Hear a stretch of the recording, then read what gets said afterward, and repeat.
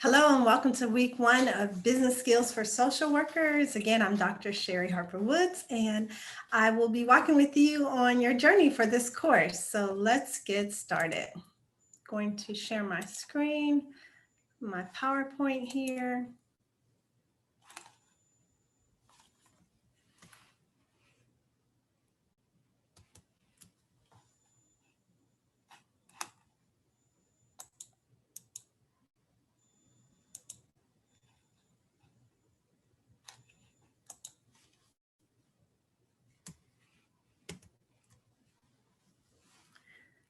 Okay, so this week we will be dealing with chapter one, East, and Brown, the intro and part one.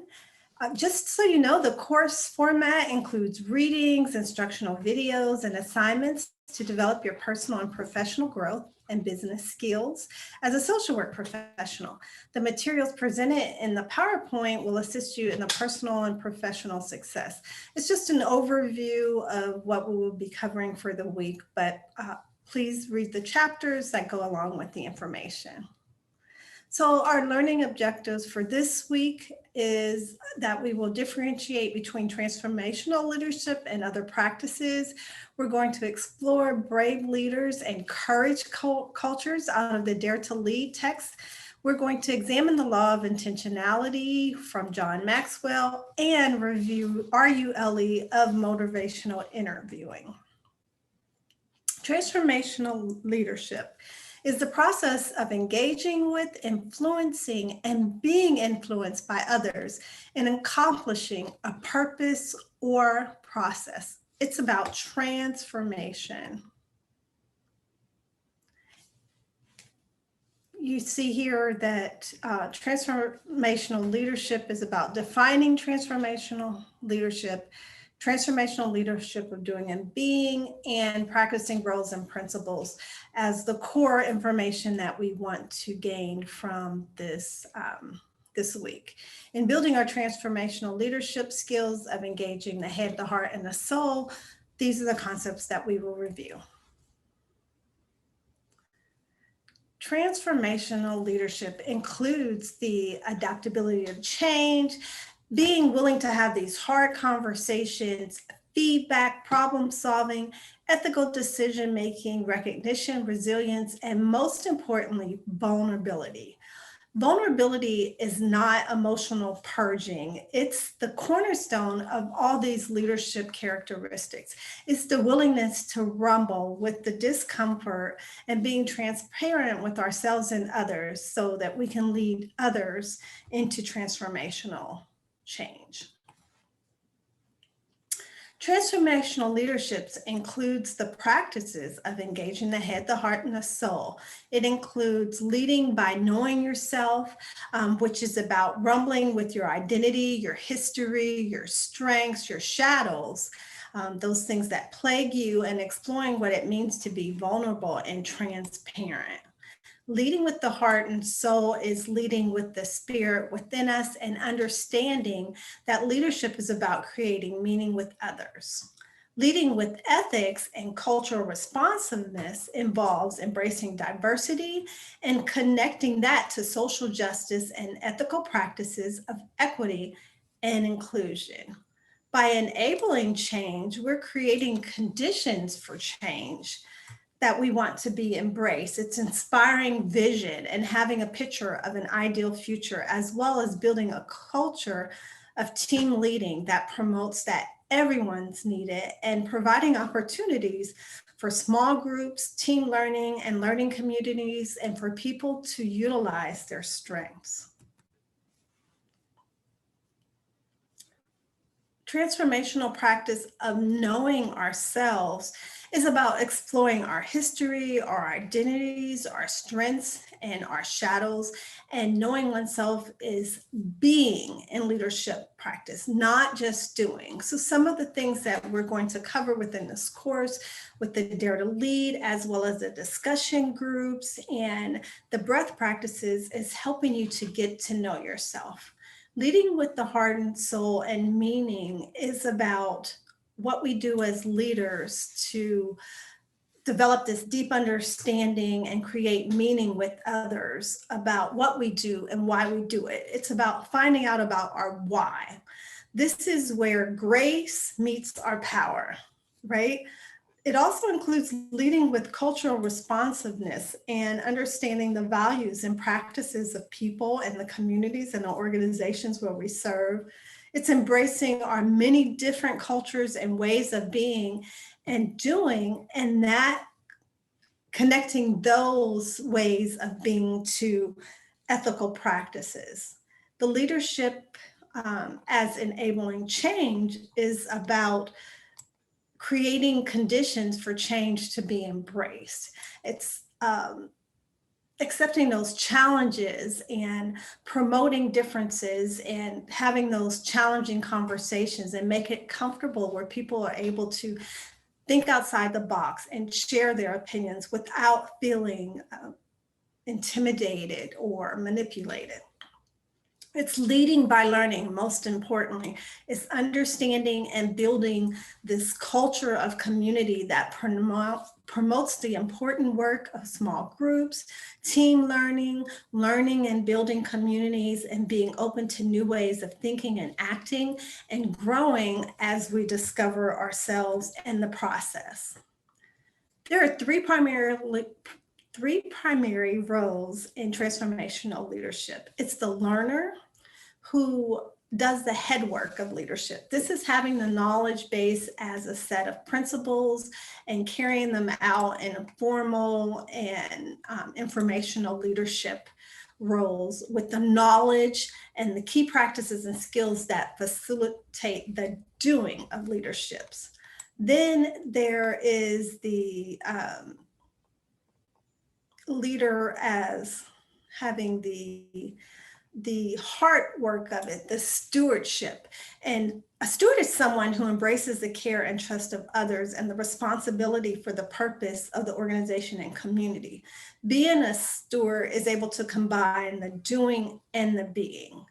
In the doing, a steward understands diversity and difference and acts accordingly and creates a means for visioning for a future, enabling change, distributing the power. And in the being of stewardship, this leader acts as a role model of empowerment, humility, and forgiveness of self and others.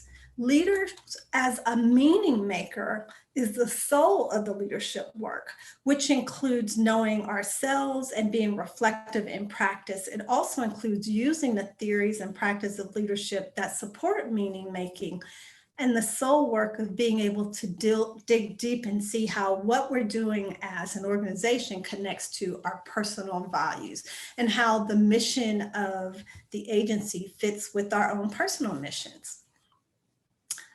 So transformational leadership principles is personal. It starts with understanding who we are, what motivates us, what are our strengths, what are our areas of growth, how we use ourselves to be change makers and affect change, what our shadows are or our triggers or downfalls. It's also engaging with others and engaging with the people that we serve within our agency, our community, our organization, and most importantly, how we show up in our organizations. When people see us, what do they say? What are the core words they might use to describe us? Do they know us to be transformational leaders? Or are practices significant in the work that is required to address the complexity of the problems and the needs in not just our agency, but in our world as social workers? It's about empowerment and creating and designing these processes that promote self-efficacy and reach agreed upon outcomes or goals. And you're going to find in this course that there are so many different facets to help you come out as a transformed leader yourself, because again, transformation begins with us. It's about doing the social justice work, the moral work, recognizing when things are socially unjust, and being able to step up and say that. It's recognizing if we're really doing and being our mission, our vision, our values, our goals within our organization, our communities, and our programs, and most importantly, our personal values. Transformational leadership has these 4 dimensions. It's about individualized consideration, inspirational motivation, idealized influence, and intellectual stimulation. It takes courage to be a daring leader, and these are skills that can be built. They include rumbling with our own values and trust, and transforming ourselves within these dimensions, but also within the daring leader dimensions. And you'll be able to see how these fit together within this course. So for daring leadership characteristics are at the heart of daring leadership. Brene Brown uses the courage is contagious, clear is kind, and meeting resources. Those are the practices that we're going to review in this unit. So this is the Dare to Lead Venn diagram, and I really like it. It sort of shows the roadmap of where Brene was going with her concepts around being a daring leader. We see a lot of the transformational leadership language within this same slide. And so as we review Dare to Lead and transformational leadership over these next 8 weeks, which is the first part of our class where we're focused on our personal growth, just keep in mind where they fall into this Venn diagram. Daring leadership characteristics include the adaptability to change, to have hard conversations, give feedback, problem solve, ethical decision-making, recognition, resilience, and vulnerability. Notice how these words are some of the same ones we just discussed when we talked about transformational leadership. The biggest concept is vulnerability and understanding that it's not that emotional purging. The heart of daring leadership is that you can't get to courage without rumbling with vulnerability. It includes self-awareness and self-love that matters. Who we are is how we lead, and understanding that courage is contagious. Courage and fear are not mutually exclusive. We have to be willing to rumble with what's uncomfortable, have discussions, difficult conversations, and meetings defined by our commitment to lean into vulnerability. The self-awareness and self-love, they do matter. The more we know about ourselves and love ourselves, the more we're able to care for others and showing up in those difficult situations in a way that is respectful to other people, that shows our authenticity as well as our courage. And courage is contagious because daring leadership requires connecting to those we lead and the transformational leadership principles. And the more we display this, the more others become courageous. We need to trust to be vulnerable. We need to be vulnerable in order to build trust. So it's this chicken and egg concept. Which comes first, the chicken or the egg? It's understanding that both are required and both take courage. I love the saying. Brene says you can't get to courage without rumbling with vulnerability.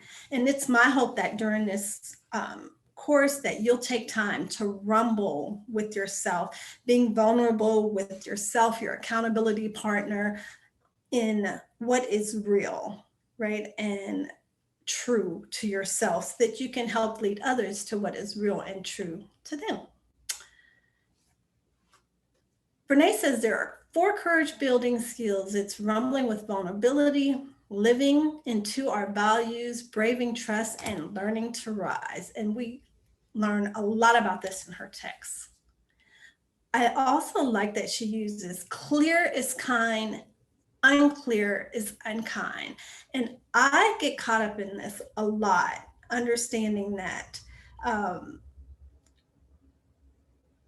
not being clear about your expectations is is an ethical dilemma because you can't expect people to do what you really haven't made clear that you want done. So giving half truths and feedback and not giving total honesty about what's required and getting to the clear expectation is doing your team a disservice.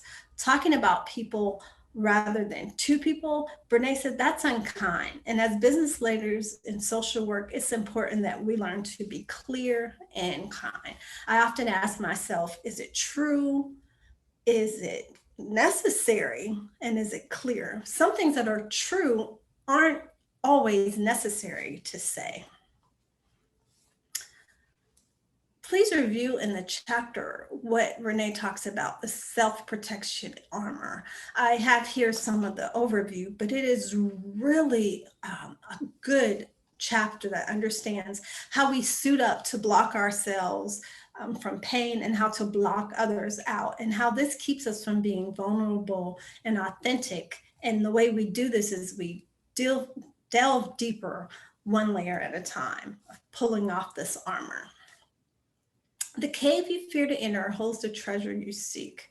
Knowing what you seek and the cave you fear is really an important part of being a daring transformational leader. In the text, Brene asks the questions, what's the treasure that you seek and what's the cave that you fear to enter?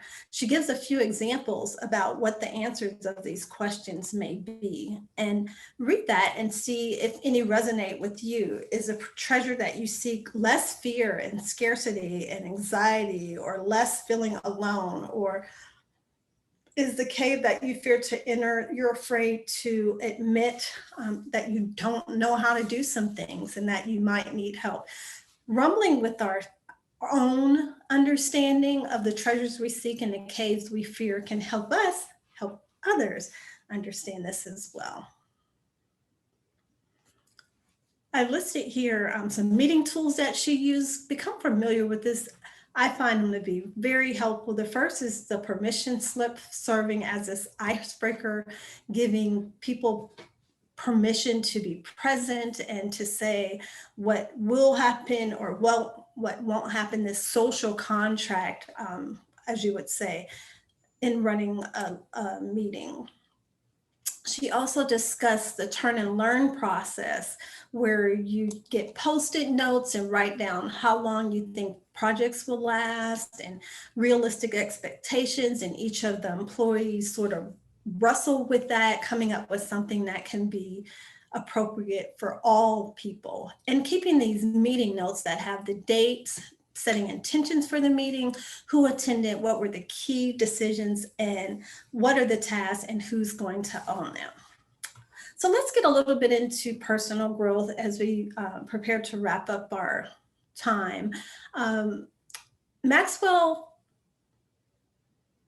John Maxwell's personal growth, we're going to look at the 15 laws of growth. And the first one is the law of intentionality. He's saying growth does not just happen by chance, that we have to consider being intentional about growing, rumbling with the questions of what direction do we want to go in our lives? What is our intent at an agency? What is our intention as social workers, as clinical social workers? And he also encourages us to face our fears, and understanding if you're afraid of failure, uncertainty, financial loss, whatever it is, that failure shadow that follows you around, rumbling with that so that we can dig deep and conquer our fears and be better leaders. So the personal growth tip for this week is the law of intentionality, and pondering the question yourself, where are you intentionally planning your personal growth? It tells about gaps in the law of intentionality, that we have these growth gaps that keep us from growing. This assumption gap, where we assume that you're automatically going to grow and we don't. The knowledge gap that tells you, oh, I don't know how to grow, or the timing gap, where you convince yourself that you don't have enough time for growth, or you've made a mistake and you're not afraid to, and you are afraid to try to explore things, where you make this excuse about exceptions it'll be easier to do this than that. The comparison gap of where we're looking at what others are doing, the inspiration gap where we're lacking inspiration to do something. And the biggest one that catches me is the perfectionism gap, thinking that you have to be your best before you start at something. So just recognizing the law of intentionality and these growth gaps that keep us from being intentional. Take a couple moments and ponder your own personal growth gap. What is it? So our last few moments is going to be spent on motivational interviewing growth. Well, each week we'll touch on some of these. I know you have these in other classes, but wanted to bring it into the business skills course to help you understand that motivational interviewing is a professional growth skills that can help change the behavior of others. It's a powerful leadership tool that transforms teams. The elements of motivational interviewing include the spirit of motivational interviewing, change talk, the principles of motivational interviewing, and OARS, which we will cover all of these throughout this course. The spirit of motivational interviewing in business relationships is about the social work principles and how social work and MI aspects in business relationships interweave, right? Social workers are taught to treat others with dignity, and MI involves accepting the absolute worth of each client and working collaboratively. MI involves evoking from others their unique views and thoughts and concerns. And it also lends vision to the client and it invokes hope and confidence for change and helps the client work through how change will occur and focusing on their strengths. These are all things that we do as social workers. So motivational interview supports social workers in practicing these skills of empathy, supporting autonomy, creating change, showing up with compassion, and building confidence in this worldview of others and how we see the world. MI is a good tool for this. The spirit of MI in business relationships equips social workers to integrate this, asking to develop an understanding of the person's problem, listening to them and giving it back in a way that they understand, informing them and relaying knowledge. Using these tools as part of everyday conversation will further strengthen our ability to serve as conduits in change for those we serve as clients, but also those that we work with in relationships. So the motivational interviewing rule, RULE, is about resisting the right reflex, that righting reflex that we often have to set things right, to heal others and prevent them from harm. It's about resisting this and developing the skills to not jump in front of others and saying sort of like, stop, turn back, there's a better way, but letting them figure out for themselves and not offering advice, but allowing others to come to their own conclusions and presenting the message that they are competent and not that they're flawed and we're the experts. We are just on a journey with them. They're the experts of their own life. So understanding and exploring this and what motivates them and what is their change and what do they want from change, not what we see. And listening with empathy, making the other person a partner in the problem solving skills and being empathetic and interested in understanding and clarifying their meanings, not our own. And lastly, empowering and encouraging hope and optimism in others. So I have a little case application study for you to do this week. If you have a difficult relationship with an existing coworker, this is a great tool to work through. Consider the 3 questions about the person that you're having difficulty relating to. Where are you now in your work with this person? Where would you like to be? And what's getting in the way of that happening? So do that. And then once you've considered that, think about how can you resist the writing reflex with this person when you come into a conversation? What comment will you make to demonstrate that you understand? How will you demonstrate reflective listening with this person? And how can you empower your coworker in your conversations? Ponder those things prior to having the conversation. And most importantly, begin to put yourself in the shoes of your coworker and imagine that you're them and they were answering the questions. Where are they now with you? Where would they like to be? What's getting in the way of that happening? And take this view of being the other person in a relationship and see then how you might be better able to approach this person that you're having difficulty with and begin to work on implementing the motivational RULE rule as the acronym concept. So that's it for this week. That was a quick and dirty version of our slides. Make sure you read chapter 1 East and Brown intro and part 1, as well as going through the rest of the exercises for this week. If you have any questions, please feel free to email me. Until next time, I'll see you on week 2.